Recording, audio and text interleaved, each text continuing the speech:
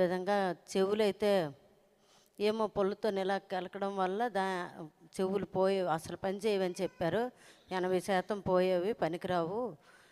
నువ్వు ఎంత దూరం తెరికినా పనికిరావని కేర్లోనా చెప్పారు.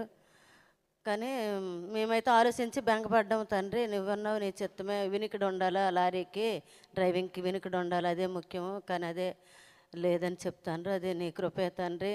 నేను ఎక్కడికి వెళ్ళి మా వైద్యం చేయించగలను. నువ్వే పరమ డాక్టర్, పరమ వైద్యుడు అని నేను ప్రార్థన చేసేటప్పుడు సేవకులకి సేవకురాలకి ఆ విషయం చెప్పా. మేము అవ్వదు, నీకు త్వరలోనే తగ్గిపోద్ది, నువ్వు ఎక్కడికి వెళ్ళక్కర్లేదని మాకు ధైర్యం ఇచ్చి చెప్పారు.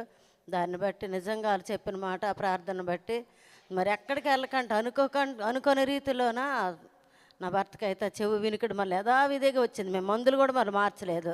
దేవుడే నిజంగా ఆ బిడ్డకి ఆ వినికిడిని దయచేసాడు. వాళ్ళ ప్రార్థన, సంఘ ప్రార్థన వల్ల మాకు కట్టి స్వస్థత దేవుడిచ్చాడు. అలాగే నా పెద్ద కుమారుడికి వివాహం జరిగింది.